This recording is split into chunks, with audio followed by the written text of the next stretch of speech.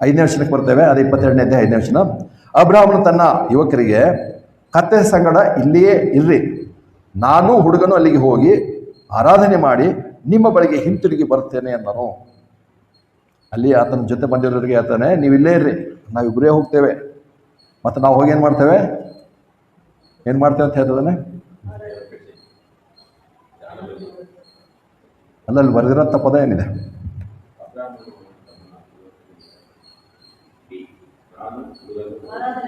ಆರಾಧನೆ. ನಮ್ಗೆ ಹೆಂಗಿದೆ ಅಂದರೆ, ಆರಾಧನೆ ತಕ್ಷಣ ನಮ್ಗೆ ಏನೇನು ಬರುತ್ತೆ? ಆರಾಧನೆ ಅಂದರೆ music, mike, instruments, sound system. ಆರಾಧನೆ ಎಲ್ಲಿ ಹೋಗಿರೋದು? ಆರಾಧನೆ ಮಾಡೋಕ್ಕೆ ಹೋಗಿದ್ದೇವೆ. ಇಲ್ಲಿ ಅಬ್ರಾಹ್ಮ ಹೇಳ್ತಾನೆ, ಆರಾಧನೆ ಮಾಡ್ಕೊಂಡು ಬರ್ತೇನೆ ಅಂತ ಹೇಳಿದ್ರೆ ಮೈಕು ಇಲ್ಲ, ಸೌಂಡ್ ಸಿಸ್ಟಮ್ ಇಲ್ಲ, ಏನೂ ಇಲ್ಲ, ಸಾಂಗ್ನೂ ಇಲ್ಲ. ನಮ್ಮೆಲ್ಲರ ತಲೆಯಲ್ಲಿ ಏನು ಬಂದಿದೆ? ಎಲ್ಲೆಲ್ಲಿ ಆರಾಧನೆ ತಕ್ಷಣ ಫಸ್ಟ್ ನಮಗೆ ಮ್ಯೂಸಿಕ್ ನೆನಪು ಬರ್ತದೆ ತಕ್ಷಣ. ಆರಾಧನೆ ಅಂದ್ರೆ ಹಾಡ್ಬೇಕು, ಹಾಡು ಕುಣಿದಾಡಿದ್ರೆ ಆರಾಧನೆ. ಅಬ್ರಾಹ್ಮ ಇಸಾಕ್ ಹೇಳ್ತಾನೆ, ನಾವು ಆರಾಧನೆ ಮಾಡ್ಕೊಂಡು ಬರ್ತೇವಪ್ಪ. ಅಲ್ಲಿ ಆರಾಧನೆಗೆ ಯಾವುದಿಲ್ಲ. ಪ್ರತಿ ಸಾರಿ ಆರಾಧನೆ ಅಂದಾಗ ಬೇರೆ ಬೇರೆಯೇ ಆಗ್ತದೆ. ಅದು ಇವತ್ತು ಕ್ರಿಶ್ಚಿಯನಿಟಿ ಚರ್ಚ್ ಅಂತ ಬಂದರೆ ಏನಾಗಿದ್ದಾರೆ? ಆರಾಧನೆ, ವರ್ಷಿಪ್ ಅಂದರೆ ಏನು ಅಂದರೆ ತಕ್ಷಣ ಏನಂತ ಮನಸ್ಸಿಗೆ ಬರೋಂಥದ್ದು ಮೈಕ್, ಮ್ಯೂಸಿಕ್, ಸೌಂಡ್ ಸಿಸ್ಟಮ್. ಇದಂದರೆ ನಾವು ಆರಾಧನೆಗೆ ಹೋಗೋದಿದ್ದೆವು. ಇಲ್ಲಿ ಆರಾಧನೆಯಲ್ಲೇ ಇರಲಿಲ್ಲ. ಅಲ್ಲಿ ಕಟ್ಟಿಗೆ, ಬೆಂಕಿ, ದಹನ ಬಲಿಯಾಗಂತ ವ್ಯಕ್ತಿ ಇದ್ದಾನೆ, ಅದು ಆರಾಧನೆ. ಆರಾಧನೆ ಅರ್ಥ ನಾವು ಇನ್ನೂ ಭಾಳ ಹೆಚ್ಚಾಗಿ ಅರ್ಥ ಮಾಡ್ಕೊಬೇಕಾಗಿದೆ. ಅದಕ್ಕೆ ನಾವು ನೋಡ್ತೇವೆ ಅನೇಕ ಸಾರಿ ನಾವು ಹೇಳ್ತೇವೆ ಆರಾಧನೆಗೆ ಹೋಗಿದೆ, ಇಲ್ಲಿ ಬಂದಿದೆ ಅಂತೇಳಿ. ಸಂಡೇ ಚರ್ಚಿಗೆ ಬರೋಂಥದ್ದು ಆರಾಧನೆಗೆ ಬರೋಂಥದ್ದಲ್ಲ. 24 hours ಆರಾಧನೆ ಮಾಡೋದೇ ಇದೆ.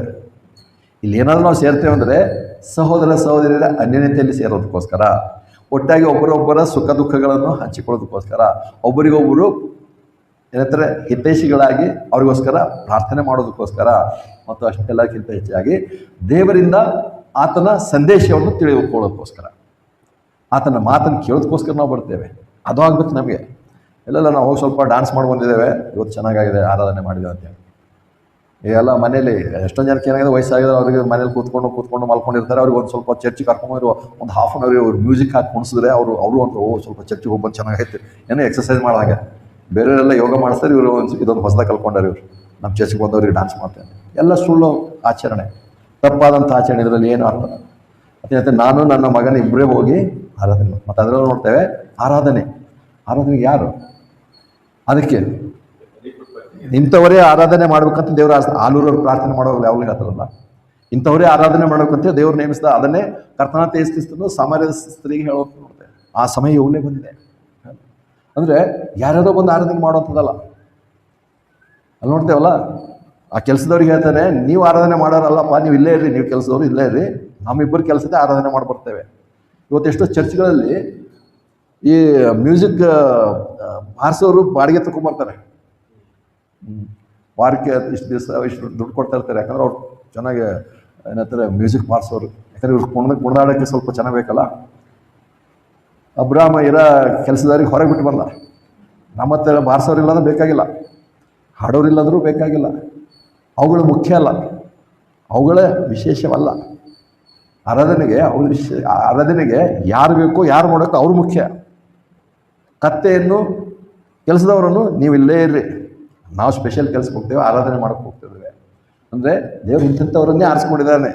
ಇವತ್ತಿನ ಪ್ರಕಾರ ಯಾರು ಯೇಸು ಕ್ರಿಸ್ತನ ರಕ್ತದಿಂದ ತೊಳೆಯಲ್ಪಟ್ಟಿದ್ದಾರೋ, ಯಾರು ಯೇಸು ಕ್ರಿಸ್ತನ ಮರಣ ಸಮಾಧಿ ಪುನರುತ್ಥಾನ ನಂಬಿಕೆ ಇಟ್ಟಿದ್ದಾರೋ ಅಂಥವರನ್ನೇ ಆರಾಧಿಸೋಸ್ಕರ ಆತನು ಆರಿಸ್ಕೊಂಡಿದ್ದಾನೆ. ಅವರಿಂದಲೇ ಆತನ ಆರಾಧನೆ ಹೊಂತಾನೆ.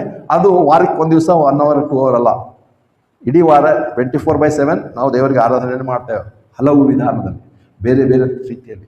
ಅನೇಕ ಸಾರಿ ನೋವಿನಲ್ಲಿಯೂ ಆರಾಧನೆ ಮಾಡ್ತೇವೆ, ಅನೇಕ ಸಾರಿ ಕಷ್ಟದಲ್ಲಿ ಆರಾಧನೆ ಮಾಡ್ತೇವೆ, ಅನೇಕ ಸಾರಿ ಸಮಸ್ಯೆದಲ್ಲೂ ನಾವು ಆರಾಧನೆ ಮಾಡ್ತೇವೆ, ಅನೇಕದಲ್ಲಿ ಅವಮಾನದಲ್ಲಿ ಚಿಂತೆಯಲ್ಲಿ ಕೂಡ ನಾವು ಆರಾಧನೆ ಮಾಡಬೇಕಾಗುತ್ತೆ. ನಮ್ಮನ್ನು ಬಂದು ಅನೇಕರು ಅವಮಾನ ಮಾಡ್ಬೋದು, ಅಥವಾ ಎಂಥ ಪರಿಸ್ಥಿತಿಗೆ ನಾವು ಚಿಂತೆ ಮಾಡೋಂಥದ್ದು ಬಂದಿರ್ಬೋದು. ಅದನ್ನು ಏನು ಮಾಡ್ತಿದ್ದೇವೆ? ಗೋಳಾಡ್ತಾ ಇದ್ದೇವೆ, ಮತ್ತು ಆರಾಧನೆ ಮಾಡ್ತೇವೆ. ಅದು ಕ್ರಿಸ್ತ ವಿಶ್ವಾಸ ಜೀವಿತ. ಅಂಥ ಎಲ್ಲ ಪರಿಸ್ಥಿತಿಗಳನ್ನು ನಾನು ಆರಾಧನೆ ಮಾಡ್ತೇನೆ. ಇವತ್ತಿನ ಜೀವಿತ ಅದಾಗಿ. ಹಾಗಾಗಿ ಇಲ್ಲಿ ಆದಿಕಾಂಡ 22ನೇ ಅಧ್ಯಾಯ ಬಂದಾಗ ಅಬ್ರಹಾಮನು ಯೆಹೋವ ಈರೆ ಅಂತ ಹೆಸರಿಡಬೇಕಾದ್ರೆ ಆತನಿಗೆ ಯೆಹೋವ ಹೆಸರು ಗೊತ್ತಿತ್ತು. ಹಾಗಿದ್ರೆ ಇದು ಸ್ಪಷ್ಟ. ಇಲ್ಲಿ ಕಾಣಿಸ್ಕೊಂಡಿರುವಂಥ ದೇವರ ಹೆಸರು ಯೆಹೋವನು ಆತನಿಗೆ ಗೊತ್ತು. ಅದಕ್ಕೆ ಆತನು ಇಲ್ಲಿ ಆತನ ಹೇಳ್ತಾನೆ, ಇಲ್ಲಿ ಕರ್ತನ ಬೆಟ್ಟದಲ್ಲಿ ದೇವರು ಅದನ್ನು ಒದಗಿಸ್ತಾನೆ ಅಂತ ಹೇಳಿದ್ರು ಸ್ಪಷ್ಟವಾಗಿ. 22ನೇ ಅಧ್ಯಾಯ 14ನೇ ವರ್ಷ ನೋಡ್ತೇವೆ. ಅದೇ ಆದಿಕಾಂಡ 22ನೇ 14 ಅಬ್ರಹಾಮನು ಆ ಸ್ಥಳಕ್ಕೆ